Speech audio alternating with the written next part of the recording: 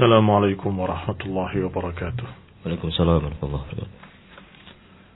إن الحمد لله نحمده ونستعينه ونستغفره ونعوذ بالله من شرور أنفسنا ومن سيئات أعمالنا. من يهده الله فلا مضل له ومن يضلل فلا هادي له. وأشهد أن لا إله إلا الله وحده لا شريك له. وأشهد أن محمدا عبده ورسوله صلى الله عليه وعلى آله وأصحابه والتابعين وتابعيهم إلى يوم الدين. أما بعد. Ikhwani fi din, a'azzakumullah, kaum muslimin yang saya hormati, pendengar radio Indah Siar yang kami muliakan. Kita sampai pada mutiara yang ke-8 yang disusun oleh Imam An-Nawawi rahimahullah, yaitu mutiara dari hadis Rasulullah sallallahu alaihi wa ala alihi wasallam. Hadis dari Abi Musa Abdullah ibn Qais al-Ash'ari. Abi Musa atau Abu Musa adalah kunyahnya, julukannya dengan bapaknya, yakni dengan kalimat bapaknya Musa. Namanya Abdullah ibn Qais al-Ash'ari, nisbah kepada satu suku di daerah Yaman. Radhiyallahu ta'ala anhu. Beliau berkata, Su'ila Rasulullah sallallahu alaihi wa ala alihi wasallam 'anil rajul yuqatil syaja'atan wa yuqatil hamiyatan wa yuqatil riya'an ayu dzalika fi sabilillah. Kata beliau, Rasulullah SAW pernah ditanya tentang seseorang yang berperang karena keberaniannya, semangat dan memang suka perang, dan seorang yang berperang karena hamiyah, dendam, atau karena kesukuan, pembelaan asabiyah kepada sukunya, dan seorang yang yuqatil riya'an, dan seseorang yang berperang karena riya, karena ingin dipuji. Ayu dzalika fi sabilillah. Manakah di antara tiga ini yang dikatakan berperang fi sabilillah? Maka Rasulullah sallallahu alaihi wa ala alihi wasallam menjawab, "Man qatala litakuna kalimatullahi hiyal 'ulya, fahuwa fi sabilillah." Beliau menjawab, siapa yang berperang dengan tujuan untuk menjadikan kalimat Allah menjadi yang paling tinggi, maka dia di jalan Allah. Muttafaqun alaih, Bukhari wa Muslim. Ikhwani fi din, a'azakumullah, kaum muslimin rahimani wa rahimakumullah. Ini hadis yang ke-8 yang disusun oleh Imam Nawawi di dalam judul bab keikhlasan dan ihdharun niyah. Keikhlasan dan menghadirkan niat dalam segala amal perbuatan yang zahir, yang lahir maupun yang batin. Mengapa demikian? Mengapa beliau masukkan ini dalam babil ikhlas? Karena di sini membahas tentang niat. Walaupun orang-orang itu sama-sama berperang, bahkan dalam satu pasukan, bahkan kalaupun dia adalah di masa Rasulullah sallallahu alaihi wa ala alihi wasallam dan bersama Nabi berperang, ternyata ada seseorang yang niatnya berbeda. Sebagaimana pernah diriwayatkan tentang Rajjal, atau seseorang yang ghulul. Nabi SAW menyatakan huwa finnar, dia dalam neraka. Padahal perangnya bersama Rasulullah SAW. Ternyata ada seorang munafik yang berperang karena tujuan lain. Ikhwani fi din, a'azakumullah, kaum muslimin rahimani wa rahimakumullah. Rasulullah SAW ditanya tentang 3 orang. Yang satu berperang karena syaja'atan. Kata Syekh Ibn Utsaimin rahimahullah, karena syaja'ah maknanya rajulun syuja' yuhibbul qital. Maknanya adalah pemberani yang senang berperang. Ada beberapa orang yang memang entah turunannya turunan perang atau bagaimana, sehingga memang senang perang dia, suka. Sehingga ketika ada peperangan datang pada Rasulullah SAW, ya Rasulullah, aku mau ikut berperang. Atau dia mengatakan dengan kalimat yang lain, tidak memanggil Rasul karena dia masih kafir. aku ikut berperang. Kata Nabi, tidak, sampai engkau masuk Islam. Nabi tidak mengatakan, tidak berkata, silahkan. Tidak. Nabi menyatakan, kami tidak meminta bantuan pada musyrikin. Inna la nasta'inu bil musyrikin. Atau kama qala sallallahu alaihi wa ala alihi wasallam. Kami tidak minta bantuan pada musyrikin. Masuk Islam lah. Sampai dia masuk Islam. Karena ingin berperang. Ada beberapa orang yang demikian. Tetapi ketika dia sudah masuk Islam, berbeda niatnya. Yaitu untuk agama. Untuk pembelaan terhadap Allah dan Rasulnya. Pembelaan terhadap agamanya. Baru dikatakan fisabilillah. Yang kedua, orang yang dikatakan yuqatil hamiyah. Hamiyah adalah qaumiyah, kesukuan. yakni membela sukunya, tersinggung karena sukunya dicerca dan seterusnya. Kemudian dia berperang hanya karena membela sukunya, tidak melihat benar atau salah. Ini yang dikatakan dengan hamiyah. Yang ketiga, seorang yang berperang karena riya, karena ingin dipuji. Di dalam lafaz lain dari hadis yang sama disebutkan dengan kalimat wa yuqatil liyara makanahu. Dan seseorang yang berperang agar dilihat kedudukannya dalam perang. Dilihat posisinya dalam perang. Ini bermakna riya. Artinya agar manusia tahu, lihat saya paling depan, paling berani, paling begini, paling begitu. Ikhwani fillah a'azakumullah, kaum muslimin rahimani wa rahimakumullah. Apa yang ditanyakan oleh orang tadi, 3 jenis. Yang satu karena memang senang perang, yang kedua karena kesukuan, yang ketiga karena riya, ingin dipuji. Tetapi Nabi tidak menjawab salah satunya. Padahal pertanyaannya, mana di antara 3 ini yang fisabilillah? Jawabannya tidak memilih dari 3 ini. Tetapi Rasulullah SAW menyebutkan kriteria yang simple tapi bermakna luas. Kata Nabi SAW, man qatala li'i'la'i kalimatillah fahuwa fisabilillah. Siapapun yang berperang karena ingin meninggikan kalimat Allah, maka baru dia dikatakan fisabilillah. Ikhwani fid din, a'azakumullah, kaum muslimin rahimani wa rahimakumullah. Sangat jelas sekali di sini bahwa jihad pun, peperangan pun akan dinilai bahwa itu fisabilillah kalau niatnya dalam hati, tujuannya dalam hati untuk menegakkan kalimat Allah SWT. Kalau tujuannya bukan itu, tidak bisa dikatakan jihad.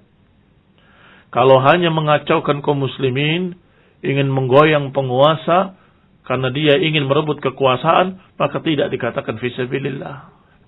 Kalau hanya ingin membuat takhwif, menakut-nakuti manusia dengan berbagai macam teror-teror, ini barakallahu fikum juga bukan fisabilillah. Mulut menyatakan dengan kalimat fisabilillah, fisabilillah, kami jihad fisabilillah, tetapi prakteknya dia ingin sesuatu yang dia cari, yaitu dia ingin menjadi penguasa atau ingin bisa merebut kekuasaan, maka itu hanya persaingan politik. Walaupun kadang-kadang yang di bawahnya enggak tahu menahu, tetapi yang di atasnya, yang menungganginya, yang memiliki tujuan-tujuan lain, yaitu urusan persaingan politik. Sedangkan orang-orang yang bodoh ini ditunggangi sebagai tunggangannya. Kamu harus jihad fisabilillah, kamu harus begini, kamu harus begitu. Padahal urusannya adalah rebutan kekuasaan atau persaingan politik. Nasallahu salam al-afiyah. Allah yahdina wa iyahum ila sabilillah. Semoga Allah memberikan hidayah pada kita dan mereka kepada jalan Allah. Amin. Kaum muslimin pendengar radio Indosiar yang kami hormati, ada peperangan lain yang tidak dikatakan dengan kalimat yang jelek, bahkan dipuji, bahkan disebut fisabilillah, padahal mirip dengan hamiyah. Kalau hamiyah kesukuan, ini membela keluarga, kehormatan, membela harta, dan membela dirinya. Yang dijuluki dengan qitalud difa', Qitalud difa adalah perang membela diri. Apa yang dimaksud? Yang dimaksud adalah ketika ada seseorang penjahat yang ingin membunuhnya atau merampoknya atau merampas harta bendanya, maka kita melawan. Kita tidak menyerah terhadap perampok ini. Akhirnya melawan. Maka ini pun dikatakan dalam tanda petik fisabilillah. Loh, bukankah tujuannya bukan menaikkan kalimat Allah tapi bela diri? Itu kan sama dengan asabiyah. Berbeda. Kalau asabiyah itu adalah kesukuan yang tidak melihat benar atau salah, tetapi kalau membela diri ini dia dizalimi dan dia diserang atau dia dirampok dan dia bela diri. Ini disuruh oleh Nabi. Jadi kalimat fisabilillahnya bermakna karena dia menjalankan perintah Allah dan perintah Rasulnya. Disebutkan hadisnya yang dikeluarkan oleh Imam Muslim dalam sahihnya, ada seseorang yang bertanya pada Rasulullah SAW. Rasulullah SAW ditanya tentang seseorang, bagaimana kalau ada orang yang dirampok dan berkata rampoknya, a'tini malak, berikan hartamu, dengan mengancamnya. Kata Nabi, la tu'tihi malak. Kata Nabi, jangan berikan hartamu. Qala ara'aita in qatalani, bagaimana kalau orang itu menyerangku? Kata Nabi, qatilhu, lawan dia. Ara'aita in qatalani, bagaimana kalau orang itu membunuhku? Qala fa anta syahid, kalau engkau terbunuh engkau syahid. Qala ara'aita in qataltuhu, bagaimana kalau aku bunuh dia? Qala huwa finnar, dia dalam neraka. Ikhwani fillah, azakumullah kaum muslimin rahimani wa rahimakumullah. Ini yang disebut dengan qitalud difa'. Walaupun bukan peperangan melawan orang-orang kafir, tetapi pembelaan diri, mungkin yang menyerangnya pun orangnya masih Islam, bisa jadi. Kata Syekh Ibnu Utsaimin rahimahullah, walaupun yang menyerangnya Muslim, masalahnya kalau engkau tidak melawan, engkau dibunuh. Kalau engkau melawan, ada dua kemungkinan, bisa menang, bisa kalah. Kalau engkau menang, dia yang terbunuh, dia finnar. Kalau engkau yang kalah, engkau terbunuh, engkau syahid. Karena membela haknya. Membela haknya. Ikhwan fillah a'azakumullah. Berbeda dengan qitalul talab. Bedakan antara keduanya. Tadi qital yang dijuluki qitalud difa'. Perang membela diri. Tapi yang kedua, qital at-talab. Memerangi seseorang karena kita yang mencari, kita yang mengejar, atau kita yang memulai duluan. Maka ini yang haram. Ini yang tidak boleh. Misalnya kamu jengkel dengan si fulan kurang ngajar. Dia begini. Saya cari dia. Cari. Mau dibunuh. Nah, ini beda. Tidak boleh. Karena hadisnya sangat jelas. Rasulullah SAW menyatakan sibabul muslim fusuqun wa qitaluhu kufrun. Hadis akhrajahul Bukhari.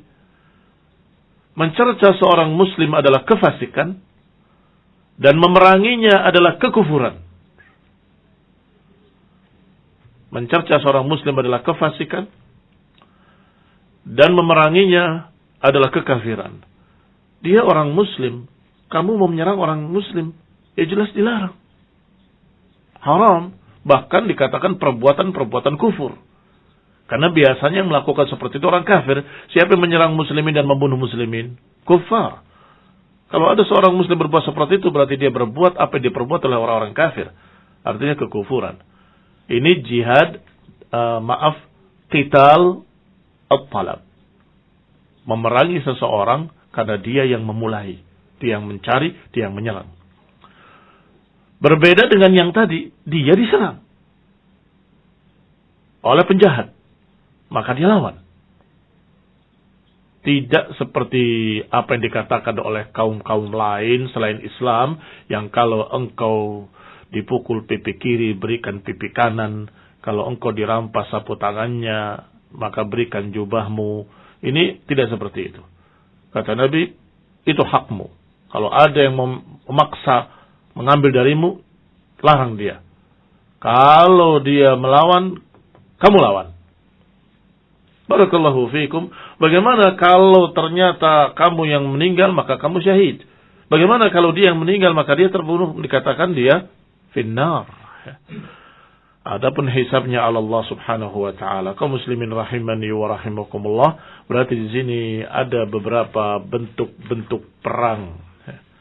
Ada perang yang dikatakan fi sabilillah dalam jihad memerangi orang-orang kafir, maka siapa yang ikut dalam pasukan perang tersebut membela kalimat Allah, niatnya membela kalimat Allah, maka itu jihad fi sabilillah. Kalau ikut bersama pasukan tersebut yang sama tetapi niatnya hanya ingin dipuji, maka bukan fi sabilillah.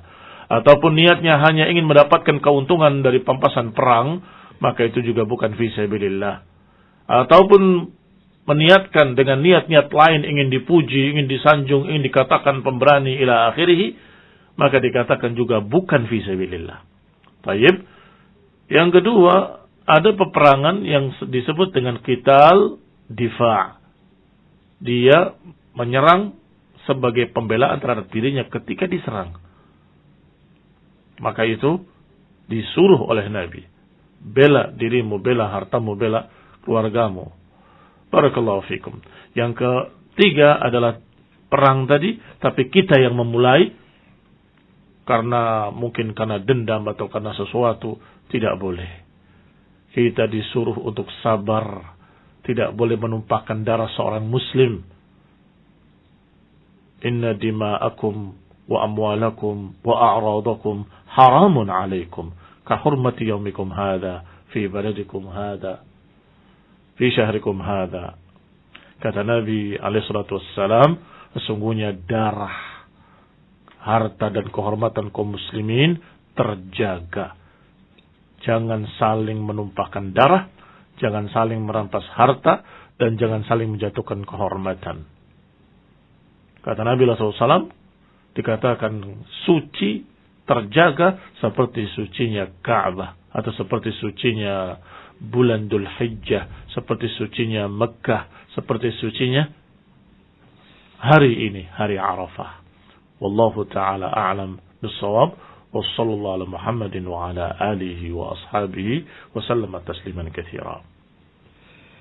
Baik, Usmin, demikian tadi apa yang disampaikan oleh Ustaz Muhammad bin Marsyid hafizahullah dalam pembahasan Untayan Nasihat Indah Imam Nawawi hafizahullah dalam hadis yang ke-8.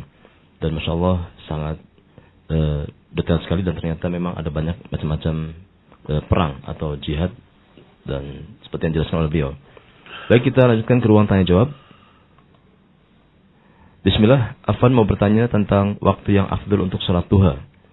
Apakah pada awal duha ataukah pada waktu zawal, yaitu akhir waktu? Jazakumullahu khairan, barakallahu fikum. Nah, beberapa hadis-hadis tentang masalah salat duha dikatakan idan fasamal fisal, ketika unta kecil itu sudah tidak kuat dia untuk mendekam di padang pasir. Artinya sudah mulai panas, sudah mulai terik. Tapi belum dekat ke duhur ya, tapi sudah mulai menyengat panasnya. Dikatakan itu salatul awwabin. Nah, wallahu ta'ala a'lam. Walaupun disebutkan dalam hadis lain, siapa yang duduk di masjid setelah salat subuh, berzikir, baca Quran dan sebagainya, sampai ketika matahari sudah terbit sepenggalah. Sepenggalah itu ketika kamu lihat berdiri begitu, matahari pas di hadapanmu. Nah, ini setinggi kamu. Bisa dilihat dengan ciri-cirinya, kalau sudah ada panas terik matahari itu sudah kelihatan di genteng-genteng rumahmu, maka itu sudah saatnya. Kemudian dia sholat 2 rakaat, maka dikatakan seperti umrah, tamah yang sempurna. Wallahu ta'ala a'lam. Kemudian bismillah, seseorang menjual sawah kepada ibunya dan ibunya membeli dengan harga lebih murah dari harga keumuman. Dalam hati sang anak tidak ridho dengan harga tersebut. Akan tapi uang penjualan sawah tersebut diterima juga. Nah, setahun kemudian sang ibu meninggal dunia. Kemudian sang anak menggugat hal tersebut kepada bapak dan saudara-saudaranya, minta harga sawahnya sesuai dengan harga keumuman saat itu. Apakah hal ini dibenarkan? Barakallahu fiikum. Itu adalah ibu kamu. Dan transaksinya sudah terjadi. Maka apa yang sudah terjadi jangan digugat kembali. Apa yang sudah kamu berikan kepada ibumu itu menjadi pahala buatmu yang sangat besar. Artinya kita lihat dari dua sisi. Sisi pertama, bahwa itu ibumu yang seharusnya engkau berikannya kalau perlu secara gratis, nggak perlu dijual. Ya, itu sisi pertama. Sisi kedua dari sisi hukum jual beli. Disebutkan di dalam hadis, al-khiyaru ma lam yatafarraqa. Yang namanya hak pilih itu sebelum berpisah. Artinya sebelum selesai berpisah dari jual beli. Ini al-khiyar maknanya adalah hak pilih mau membatalkan atau tidak membatalkan. Jadi atau tidak jadi. Sehingga kalau belum berpisah, ini saya beli padamu, saya beli barangmu dengan harga sekian. Terus setelah saya jual, selesai, belum berpisah nih. Tapi nggak jadi, itu masih boleh. Kalau belum berpisah. Tetapi kalau sudah berpisah, maka sudah tidak bisa lagi digugat kembali. Barakallahu fikum. Apalagi berpisah sudah selesai transaksi dan sudah sekian lama. Setahun. Maka secara hukum dagang tidak bisa digugat kembali. Harta itu menjadi harta yang diwariskan secara resmi untuk anak-anaknya atau untuk semua yang merupakan pewaris-pewarisnya. Wallahu ta'ala a'lam. Ini yang saya lihat seperti itu. Kemudian, Assalamualaikum. Waalaikumsalam. Tanya Ustaz. Assalamualaikum warahmatullahi wabarakatuh. Kalau salat tarawih 4-4-3 hanya 3 salam, apakah ada hadisnya? Jazakumullah khairan. Hadis yang dipakai oleh mereka adalah hadis Aisyah radhiyallahu taala anha, dan itu sahih. Ketika Aisyah menyatakan Rasulullah SAW tidak pernah salat lebih dari 11 rakaat. La yazid an 11 raka'ah. Fi Ramadan atau fi ghairi Ramadan. Apakah di Ramadan ataupun di luar Ramadan. Beliau mengerjakan hakada, thumma hakada, thumma hakada. Beliau menerangkan 11 itu bagaimana. Kata beliau 11 itu beliau mengerjakan 4, kemudian 4, kemudian 3. Ini hadis yang sahih, tidak diingkari dan tidak bisa dibantah bahwa hadisnya sahih. Tetapi sebagian ulama melihat bahwa kalimat 4-4-3 itu adalah cara Aisyah untuk menunjukkan 11. Hakada dengan jarinya 4, kemudian hakada mengisyaratkan dengan jarinya 4, kemudian hakada. Berarti jumlahnya 11. Karena memang awal pembicaraan Rasulullah SAW salat la yazid an 11 raka'ah. Nabi tidak pernah lebih dari 11 rakaat. Tidak di Ramadan, tidak pula di luar Ramadan. Beliau mengerjakan segini, kemudian segini, kemudian segini. Baik. Adapun tentang tata cara salat lail sangat jelas ditanyakan oleh seseorang dalam keadaan Rasulullah SAW di mimbar. Bagaimana tata cara salat lail, salat malam? Kata Nabi, salatlah 2 rakaat, 2 rakaat, 2 rakaat, hingga ketika engkau khawatir akan datang fajar, maka salatlah 1 rakaat. Berarti ada 2 hadis yang dua-duanya sahih dalam kitab-kitab sahih yang kelihatannya bertentangan. Sehingga sebagian ulama menganggapnya 2-2-2 kemudian 1 juga boleh. 4-4-3 juga boleh, begitu. Ada lagi yang menganggapnya bahwasanya 4-4-3 lebih sahih riwayatnya, walaupun itu sahih tetapi ini lebih sahih. Ikhwan fillah a'azakumullah. Padahal yang pendapat yang ketiga yang saya lihat rajih, melihat latar belakang diucapkan kalimat tersebut dalam hadis. Yang pertama sedang berbicara jumlah, yang kedua sedang berbicara cara. Maka 4-4-3 itu sedang berbicara jumlahnya 11. Sedangkan cara Nabi menjelaskan dengan kalimat yang gamblang, 2, kemudian 2 dan 2. Dan ketika khawatir fajar, salatlah 1 rakaat. Berarti 2, 2, 2, kemudian 1. Wallahu ta'ala a'lam. Kemudian, bismillah, Afwan mau bertanya Ustaz. Ada sebagian orang yang masih bermudah-mudahan dengan kredit barang di bank dengan dalih enggak akan terkena bunga dengan bayar selalu tepat waktu. Apa hukumnya Ustaz? Jazakallahu khairan wa barakallahu fikum. Enggak akan terkena bunga kalau bayar tepat waktu. Tetapi engkau telah menandatangani sesuatu yang haram. Kalau lebih dari sekian, bertambah jadi sekian. Kalau lebih dari sekian, mundur dalam waktu sebulan, maka tambah sekian. Kamu setuju atau tidak setuju? Setuju, disitulah keharamannya. Kamu menyetujui akad riba. Assalamualaikum. Maka engkau telah menyetujui sesuatu yang haram, sesuatu yang dilarang dalam Quran dan Sunnah. Wallahu ta'ala a'lam. Terakhir Ustaz, apa Ustaz, di masa pandemi seperti ini, di masa anak-anak tidak ke madrasah atau ke sekolah, bolehkah orang tua memanggil pengajar privat untuk datang ke rumah guna mengajari anak-anak mereka sehingga terbentuk majelis? Mohon nasihatnya Ustaz. Apakah seperti ini termasuk melanggar himbauan pemerintah untuk di rumah saja? Kalau memang masa-masa pandemi yang sudah terjadi kemarin, artinya sudah masih merah ya, zonanya masih zona merah, maka yang seperti itu melanggar aturan stay at home, karena orang yang privat tadi, gurunya tadi akan datang pula ke rumah lain, akan privat ke sana, privat kemari, sehingga jelas itu menjadi sebab berpindahnya satu virus dari tempat ke tempat yang lainnya.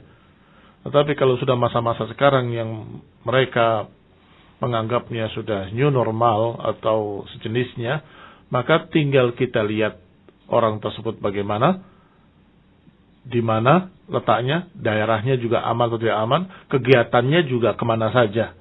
Kalau bisa terkontrol, aman, maka silahkan dengan prosedur yang disampaikan oleh pemerintah kita. Artinya dengan prosedur-prosedur keamanan ya dari virus tersebut. Wallahu ta'ala a'lam. Baik Ustaz, jazakumullah khairan, sudah habis waktu yang telah disediakan. Nanti insya Allah kita lanjutkan pada kesempatan berikutnya, insya Allah besok Ustaz ya. Dan nanti kita akan lanjutkan dalam hadis pembahasan yang berikutnya insya Allah. Dan kaum muslimin mohon maaf atas pertanyaan Anda yang belum disampaikan. Nanti insya Allah akan disampaikan kembali pada kesempatan esok hari insya Allah. Dan juga atas perhatiannya kami ucapkan jazakumullah khairan, dan kepada Ustaz kami ucapkan jazakumullah khairan atas kehadiran beliau untuk menyampaikan nasihat dan jawabannya. Akhir kalam, kami mohon maaf atas segala kekurangannya. Wassallallahu ala Muhammadin walhamdulillahirabbil alamin. Subhanakallahumma bihamdika asyhadu an la ilaha illa anta astaghfiruka wa atubu ilaik. Wassalamualaikum warahmatullahi wabarakatuh. Waalaikumsalam warahmatullahi. Assalamualaikum warahmatullahi wabarakatuh. Waalaikumsalam warahmatullahi wabarakatuh. Innal hamdalillah nahmaduhu wa nasta'inuhu wa nastaghfiruh wa na'udzu billahi min shururi anfusina wa min sayyiati a'malina. Man yahdihillahu fala mudilla lahu wa man yudlil fala hadiya lahu. Wa ashhadu an la ilaha illallah wahdahu la sharika lahu.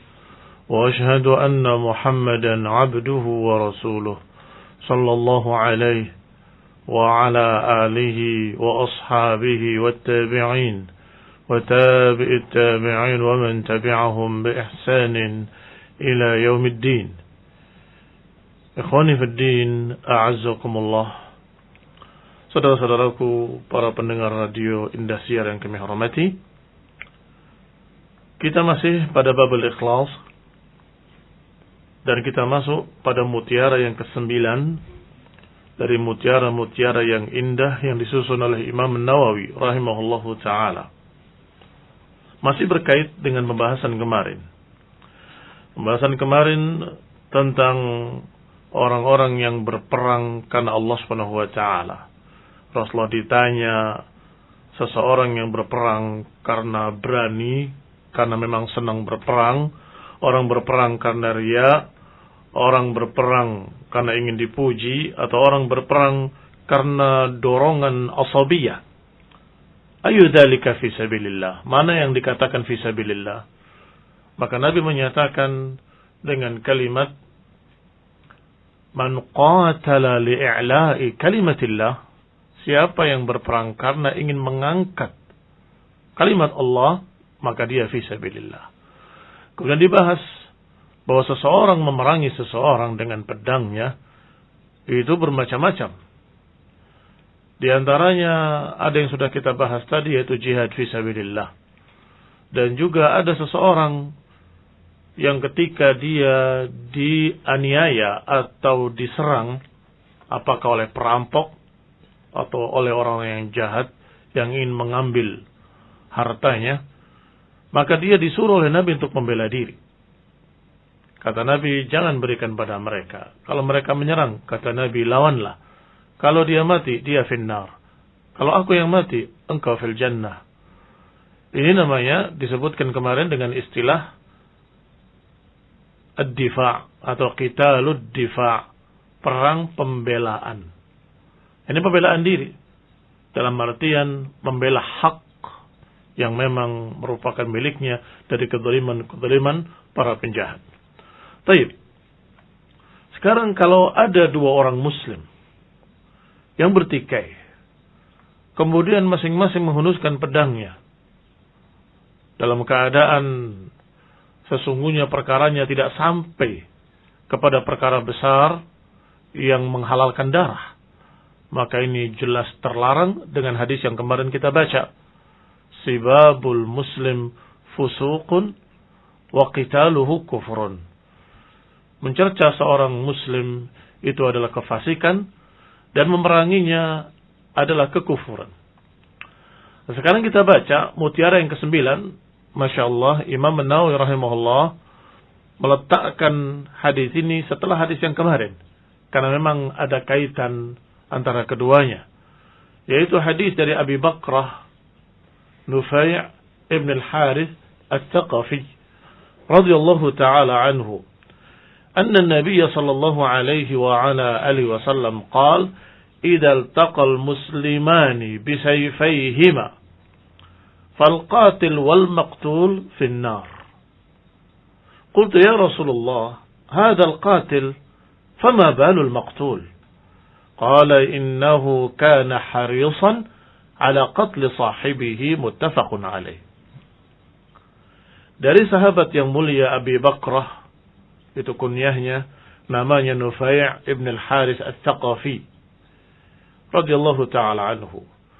Beliau menceritakan bahwa Nabi sallallahu alaihi wa ala alihi wasallam pernah bersabda, jika dua orang muslim saling bertemu, yakni bertikai dengan pedangnya masing-masing, artinya berperang, perang dengan pedangnya masing-masing, fal qatil wal maqtul finnar, maka yang terbunuh dan yang membunuh dua-duanya dalam neraka.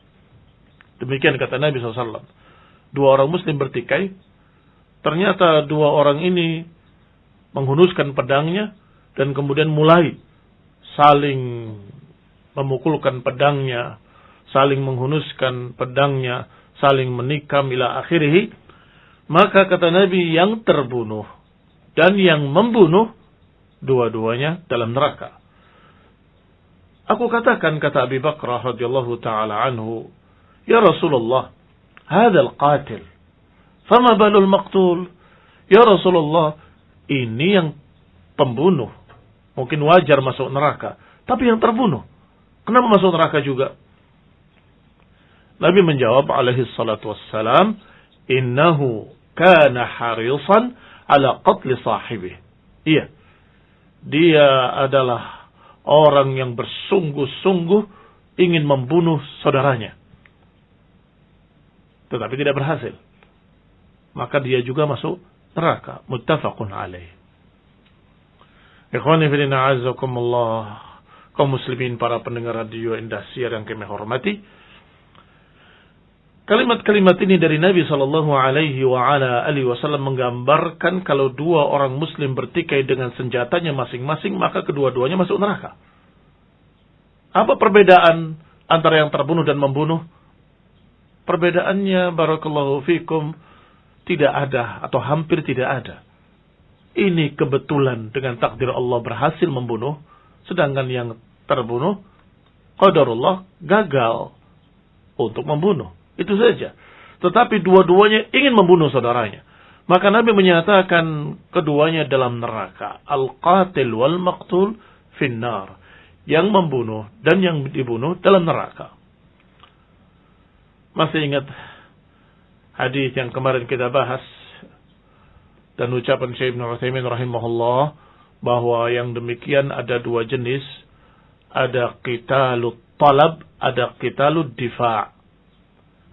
Ada qitalut talab, artinya seseorang sengaja ingin mencari saudaranya, ingin membunuhnya.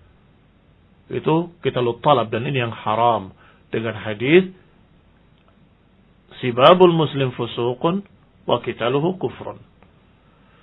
Tetapi yang kedua ada qitalut difa', membela diri.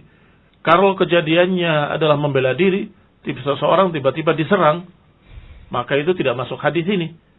Masuk hadis yang kemarin, yaitu kata Rasulullah SAW yang sudah kita baca kemarin, bahwasanya kalau seorang itu diserang atau mau dirampok, maka kata Nabi jangan berikan.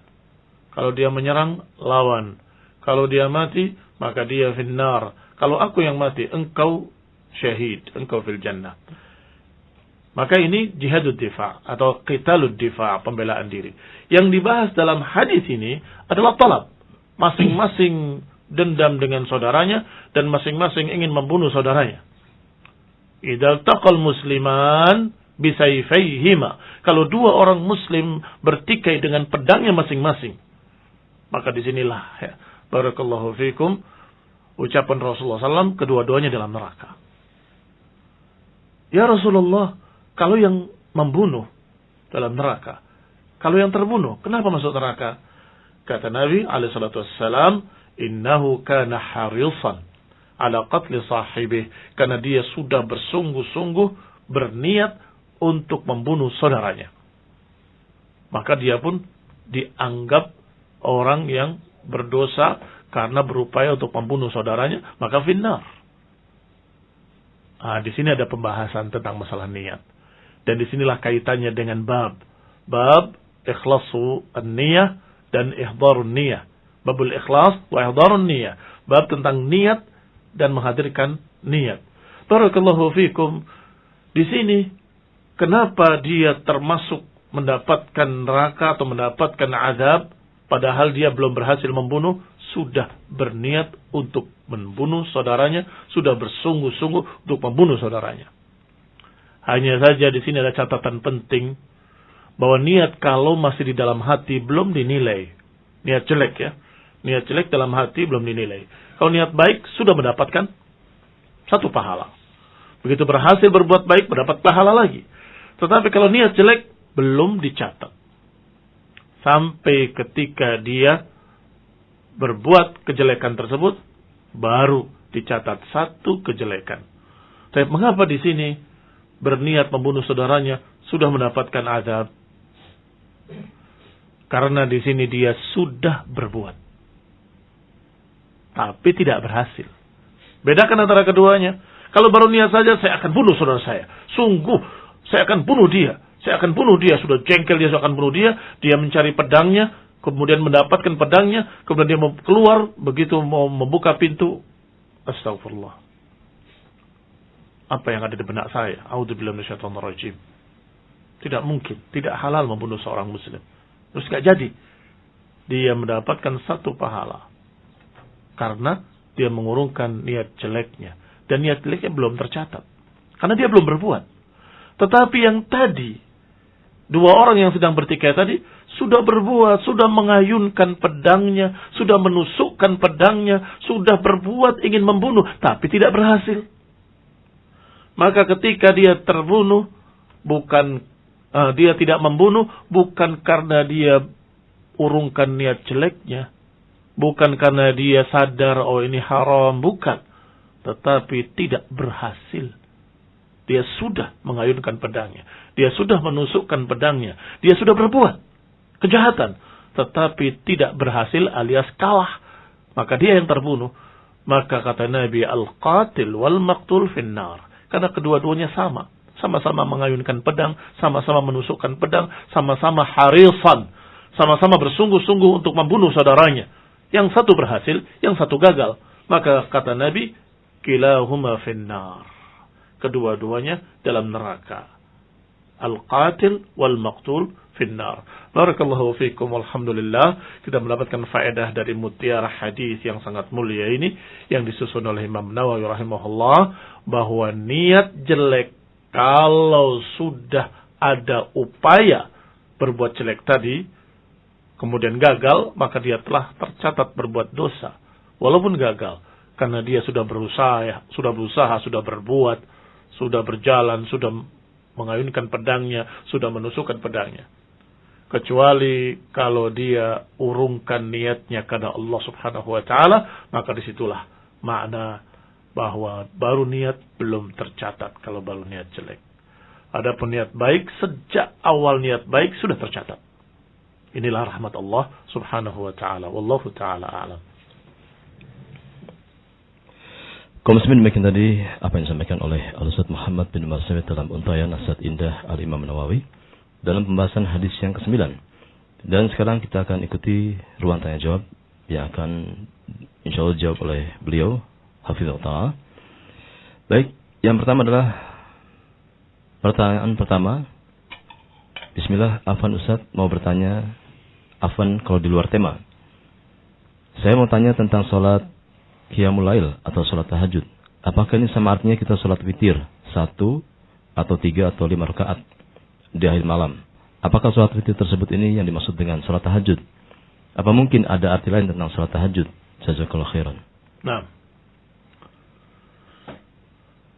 bangunnya sholat tahajud sama dengan Qiyamul Lail dan kadang disebut dengan witir.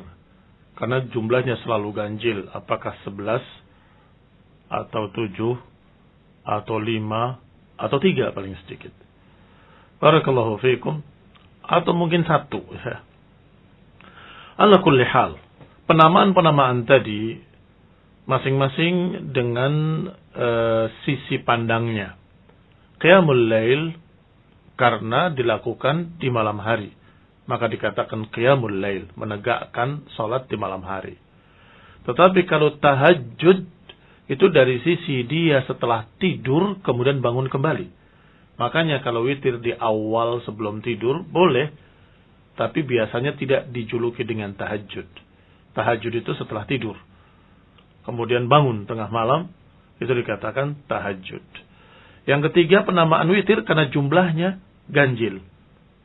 Barakallahu fikum. Sehingga sama-sama itu adalah Qiyamul Lail, sama-sama itu adalah salat yang dimaksud, tetapi karena dilakukan malam hari dikatakan Qiyamul Lail, karena selalu witir dikatakan witir.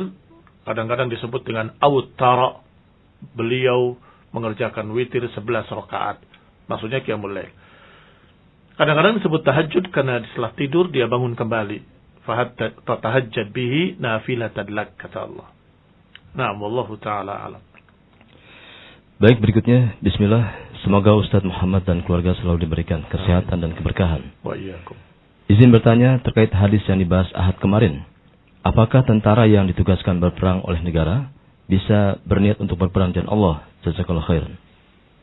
Nah, tentunya kalau itu adalah penguasa muslim, apalagi penguasa yang ahli sunnah, maka ketika kita mentaati penguasa untuk berperang, maka itu adalah syar'i.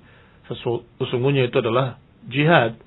Tetapi ketika penguasanya fasik misalnya, atau penguasanya memiliki penyimpangan dan sebagainya, maka ketika dia memerintahkan untuk berperang, kita harus melihat pula perangnya dalam bentuk apa, kepada siapa.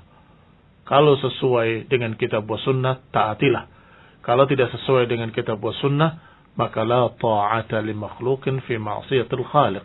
Tidak ada ketaatan pada siapapun dalam bermaksiat kepada Allah Subhanahu wa taala. Artinya, ucapan para ulama tentang masalah ketaatan penguasa adalah fil ma'ruf, pada perkara-perkara yang baik. Sehingga tidak bisa dijawab dengan mutlak apakah ya atau tidak, tetapi tergantung. Kalau itu qitalud difa', masih ingat tadi apa qitalud difa'? Membela negara, membela negeri. Ketika negeri kita diserang, ya bagaimana mungkin kita tidak mentaatinya? Itu negeri-negeri kita, dan ini adalah masyarakat-masyarakat kita, saudara-saudara kita, dan juga menjaga rumah kita, rumah saudara kita. Ya tentunya itu syar'i, yang difa', karena kita diserang oleh negara-negara kafir, maka kita harus mentaati penguasa tadi untuk mempertahankan negeri ini. Barakallahu fikum. Berikutnya, bismillah, assalamualaikum. Waalaikumsalam. Apakah mencintai tanah air itu merupakan bentuk keimanan? Apakah mencintai tanah air itu merupakan bentuk keimanan? Hadis tentang cinta tanah air termasuk iman adalah hadis yang dhaif, bahkan disebutkan bahwa itu tidak ada asalnya, wallahu taala alam. Tetapi mencintai tanah air memang sesuatu yang fitrah, sesuatu yang otomatis. Seorang akan cinta kepada negeri di mana dia lahir padanya. Wallahu taala a'lam.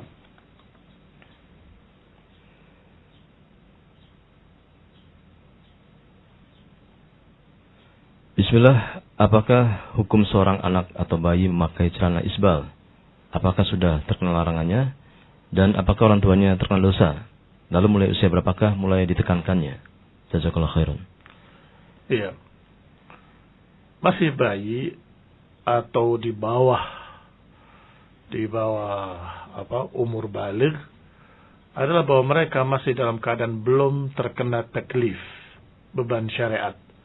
Maka yang perempuan masih boleh membuka mukanya, tidak harus dikasih cadar. Ini bayi perempuan ya, anak perempuan, belum harus dia memakai kerudung dan seterusnya dan seterusnya. Sehingga kalaupun perlu untuk melatih mereka ketika mereka sudah mulai mumayyiz, kalaupun perlu untuk membiasakan mereka, nanti membiasakan mereka ketika mereka sudah mulai paham. Kalau masih bayi, balita, kayaknya nggak akan ada manfaat apapun. Bahkan barakallahu fikum, mereka umur-umur sekian itu butuh untuk penghangat, pakaian yang menutupi sampai ke nutup kakinya dan seterusnya. Nanti ketika dia sudah mulai mumayyiz, sudah mulai bisa mengerti, kita ajarkan jangan itu isbal, nggak boleh ya, begitu. Walaupun beliau belum terkena taklif saat itu, tetapi pembiasaan itu merupakan tarbiyah yang baik. Maka biasakan anak perempuan, biasakan dengan kerudungnya, biasakan anak lelaki untuk tidak isbal, walaupun mereka belum terkena taklif, tetapi sudah mulai paham atau sudah mulai mengerti. Ayo jangan lupa kerudungnya, sayang, pakai.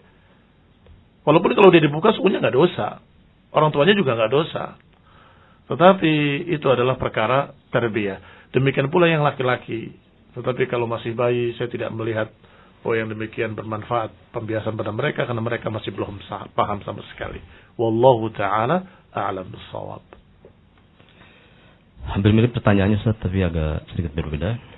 Bismillah, Afan Ustaz mau tanya, apakah anak usia 7 tahun sudah diharuskan sekali untuk menegakkan salat wajib? Dan apakah orang tuanya kena dosanya apabila dia tidak mengerjakannya? Mohon penjelasan di sini, jazakallahu khairan. Iya. Barakallahu fikum, berkait dengan yang tadi, bahwa kapan anak itu mumayyiz, ini mulai paham, mulai mengerti, biasanya umur 7 tahun. Biasanya umur 7 tahun mereka sudah mulai mengerti, mulai tamyiz, mulai membedakan satu dengan lainnya. Maka saat itu, ajari dia salat. Rasulullah SAW bersabda, muru abna'akum wahum abna'u 7 sinin. Wadribuhum wahum abna'u 10 sinin. Atau kama qala sallallahu alaihi wa ala alihi wasallam, kata Nabi, ajarilah anak-anak itu untuk salat ketika mereka umur 7 tahun. Atau bahasanya muru perintahkan mereka salat ketika mereka umur 7 tahun. Kemudian wadribuhum, dan pukullah mereka ketika mereka umur 10 tahun. Barakallahu fikum, umur 7 tahun sampai umur 10 tahun, biasanya anak-anak belum balig atau belum dewasa, belum terkena taklif. Nanti ketika dia sudah, istilahnya sudah mimpi basah ya, kalau laki-laki, perempuan juga akan diketahui dengan haid, ya. Saat itu, maka dia terkena beban tasyri', beban taklif, syariat. Saat itu dia tanggung jawab sendiri. Kalau mereka tidak mengerjakannya, mereka dosa. Tetapi umur 7 tahun sampai 10, itu adalah pembiasaan mereka untuk salat 5 waktu. Tetapi kalau masih umur 7 tahun, 8 tahun, jangan dipukul. Bimbing saja untuk salat. Tetapi kalau sudah 10 tahun, mulai ada hukuman. Wadribuhum, kata Nabi, pukullah mereka, wahum abna'u 10 sinin. Saya kira bisa dilihat pula yang lainnya dengan perkara salat ini. Artinya biasakan mereka untuk memakai kerudung, anak-anak perempuan ketika umur 7 tahun, kemudian bimbinglah mereka, atau pukullah mereka kalau mereka tidak memakai kerudungnya di umur 10 tahun, wahakata. Walaupun sebelum itu tidak mengapa untuk dibiasakan dari mulai mereka paham. Ya. Wallahu ta'ala a'lam bis-shawab. Kemudian, bismillah Ustaz, seandainya ada seseorang dibegal, terus melawan semata-mata ingin mati syahid, walaupun dari segi perhitungan memang dia sudah pasti kalah, karena jumlah begalnya memang banyak. Apakah ini dibenarkan? Barakallahu fikum. Perkara ini dibahas panjang di dalam tafsir surat Al-Anfal ketika membahas tentang masalah jumlah. Bahwa kalau kalian 100, kalian bisa mengalahkan 1000. Tetapi kemudian tuh ayat berikutnya, Al-an khaffafallahu ankum. Sekarang kami ringankan, kata Allah. Kalau 100 dari kalian bisa mengalahkan 200. Mungkin pandangan kita hanya kabar gembira saja. Bahwa siapa yang berjumlah 100 dengan ikhlas, berjuang fisabilillah, bisa mengalahkan 1000. Kemudian kok bahasanya, dan sekarang kami ringankan, kata Allah, 100 bisa mengalahkan 200.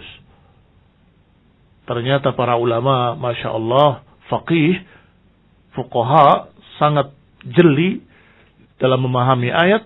Kata mereka, ini adalah hukum. Asalnya 1:10. 100 bisa melawan 1000. Artinya kalau kalian pasukannya 100, menghadapi orang 1000 atau kurang, kalian tidak boleh lari, nggak boleh menghindar, nggak boleh. Karena kalian bisa mengalahkan 1000. Kalau lebih dari 1000, bisa jadi kalian tidak mampu. Maka kalian cari strategi lain. Tetapi kemudian turun ayat yang berikutnya, sekarang kami ringankan. 100 mengalahkan 200. In kuntum mi'atun sabiratun taglibu mi'atain. Kalau kalian 100 orang sabar, bisa mengalahkan 200. Berarti 1 banding berapa? 2. 1 banding 2. Artinya, kata mereka, sekarang diringankan. Kalau 1 banding 2, kalian tidak boleh ngalah. Tetapi kalau 1 banding 10, ya sudah. Kalian gak akan sanggup. Maka bisa kalian mencari strategi lain. Jangan melawan dengan konyol, ya, yang jelas kalian akan mati. Itu sebagai ukuran, barakallahu fikum. Wallahu ta'ala a'lam bis-shawab. Artinya ada perhitungan. Tidak semena-mena pokoknya ingin syahid begitu. Wallahu ta'ala a'lam. Kemudian bismillah, bagaimana hukumnya menggunakan aplikasi dana yang fungsinya seperti e-money? Perlu diketahui juga kami gunakan untuk transfer antar bank. Silakan Ustaz. Iya, ini saya banyak pertanyaan masalah ini belum saya jawab. Karena hukmu syai' far'un an tasawwurih. Menghukumi sesuatu itu berkait dengan gambarannya. Saya sama sekali belum bisa mengerti gambaran ini. seperti apa rincinya, apa peraturannya, bagaimana caranya. Wallahu ta'ala a'lam. Yang jelas, kalau di sana ada unsur riba tetap haram bagaimanapun juga. Mau bentuknya emoni, mau bentuknya apalagi, silakan sammi wala haraj, namakan semaumu. Kalau di sana ada riba, unsur riba, menyimpan uang tapi kemudian dapat keuntungan-keuntungan, maka itu ainur riba, itu intinya riba dan itu haram. Ya. Kemudian bagaimanakah hukumnya memotong kaki jangkrik sebagai pakan burung? Karena apabila tidak dipotong dikhawatirkan bisa melompat atau akan melukai tenggorokan si burung. Jazakumullah khairan. Wa antum jazakumullah khairan. Wallahu ta'ala alam. Yang jelas kalau itu adalah pakan burung, maka sesuatu yang lumrah kalau burung dikasih makan dengan makanan yang memang makanannya gitu. Apakah jangkrik atau serangga-serangga lainnya. Tetapi alangkah baiknya kalau dipotongnya itu tidak oleh kita, tetapi oleh burung itu sendiri. Bagaimana caranya? Kamu pegang 2 kaki jangkrik tadi di tanganmu dengan kencang, kamu berikan pada burung. Maka burung akan mematok jangkrik tersebut dan kakinya tertinggal di tanganmu. Wallahu ta'ala a'lam bis-shawab.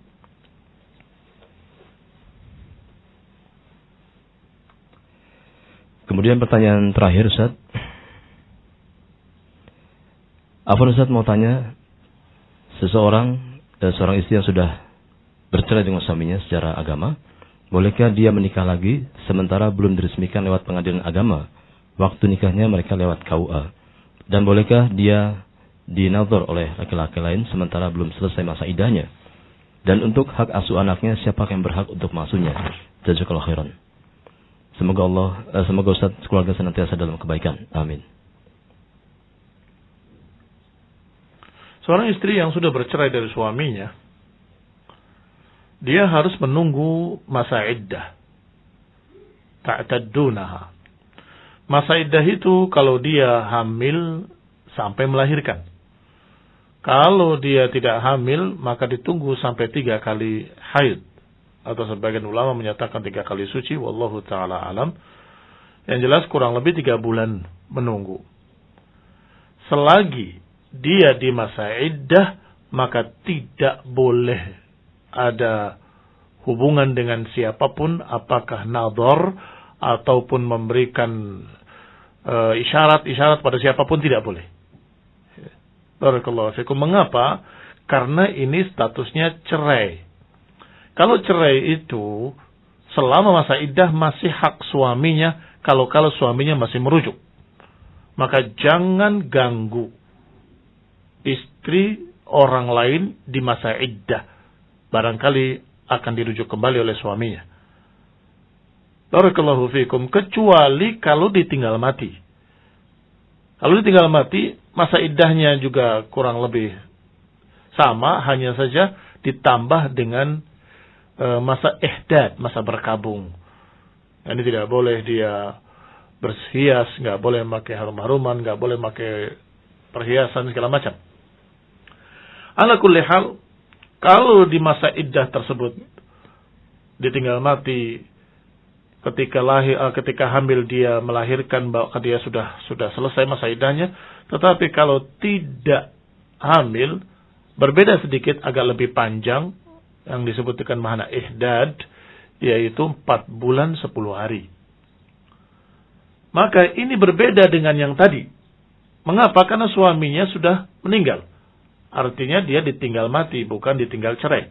Kalau tinggal cerai masih ada kemungkinan rujuk. Kalau tinggal mati tidak ada kemungkinan rujuk kembali. Nggak akan bangkit kembali dari kubur. Maka boleh isyarat. Tidak boleh terang-terangan. Masih ngelamar tapi isyarat. Misalnya begini. Beritakan, datang kepada atau memberitakan pada dia. Kasih tahu dia kalau sudah selesai masa iddahnya, beritahu saya. Saya akan meminta gitu. Isyarat. Bukan meminta langsung. Saya minta kamu, enggak. Barakallahu fikum. Nadhar juga enggak. Itu yang dilakukan oleh Rasulullah SAW ketika ada seorang wanita yang Rasulullah SAW akan nikahi dengan mengatakan, beritahu saya kalau engkau sudah bersih atau sudah selesai masa iddahnya. Ini karena tinggal mati. Tetapi kalau cerai dari suaminya, hati-hati, dan saya ulangi, hati-hati.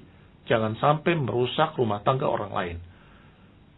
Ketika suaminya menceraikan, belum tentu itu adalah sesuatu yang akhir dari segalanya. Bisa jadi setelah cerai ada penyesalan pada istrinya atas kesalahannya, juga pada suaminya ada penyesalan kenapa menceraikan, maka dia akan rujuk kembali. Sehingga saat itu tidak boleh dinador oleh laki-laki lain. Tidak boleh dilamar oleh laki lain. Isyarat juga nggak boleh. Mengapa? Bahaya. Misalnya dia telepon si perempuan tadi, kamu katanya dicerai ya? Nanti kalau habis iddahnya, kasih tahu saya ya. Apa sebabnya? Nggak boleh. Dia akan menjadikan sang wanita tadi berubah. Tadinya dia khawatir ini, khawatir itu, dan akan kembali pada suaminya. Begitu mendengar ada laki-laki lain yang mengatakan, saya tunggu jandamu, ya. Langsung berani sama suaminya, tidak mau. Saya nggak mau rujuk, akhirnya tambah kurang ajar. Kenapa jadi rusak begini? Karena ada laki-laki ketiga yang merusaknya. Sehingga usikum bitaqwallah. Saya wasiatkan untuk bertakwa pada Allah. Kalau itu cerai, maka jangan ada hubungan dengan yang masih di masa iddah ini. Apakah telepon-teleponan atau barangkali bela sungkawa, kasihannya kamu gitu. Udah, kamu ini laki-laki, dia perempuan, dan ini nggak ada hubungan apa-apa, artinya bukan mahram. Maka jangan ucapan kalimat-kalimat seperti itu. Artinya kamu akan memberikan harapan kepada sang wanita tadi, maka sang wanita tadi akan semakin kurang ajar kepada suaminya. Barangkali dia mau rujuk, akhirnya rusak, nggak jadi rujuk kembali. Barakallahu fikum, wallahu ta'ala a'lam. Baik, kaum muslimin, waktunya sudah habis. Masih ada tersisa sepertinya tentang hak asuh ya. Hak asuh itu kalau anak-anak yang masih balita ya, yang disebut dengan masa hadanah, itu adalah hak ibunya. Kalau dia sudah dewasa, maka dia dalam keadaan, ada yang mengatakan itu hak bapaknya, ada yang menyatakan kalau dia sudah dewasa boleh memilih. Wallahu ta'ala a'lam. Baik, kaum muslimin, demikian tadi ruang tanya jawab yang kita ikuti bersama. Semoga memberikan manfaat dan juga semoga yang bertanya dapat terpuaskan. Dan juga bagi Anda yang belum tersampaikan pertanyaannya, kami mohon maaf yang sebesar-besarnya. Semoga bisa disampaikan pada saatnya esok hari. Dengan demikian berakhirlah acara Untayan Nasihat Indah Al-Imam Nawawi rahimahullah. Dan semoga kita bisa mengikuti kembali pada kesempatan esok. Dan jazakumullah khairan atas atensi Anda, pertanyaan Anda, dan juga semarak dalam acara ini. Dan jazakallahu khairan kepada Al-Ustaz Muhammad bin Umar As-Sawid yang berkenan hadir untuk mengisi acara tausiah atau kajian Islam ini. Atas perhatiannya kami ucapkan terima kasih sekali lagi dan mohon maaf atas salah dan kurangnya. Wassallallahu ala Muhammadin walhamdulillahirabbil alamin. Subhanakallahumma bihamdika asyhadu an la ilaha illa anta astaghfiruka wa atubu ilaik. Wassalamualaikum warahmatullahi wabarakatuh. Waalaikumsalam warahmatullahi wabarakatuh.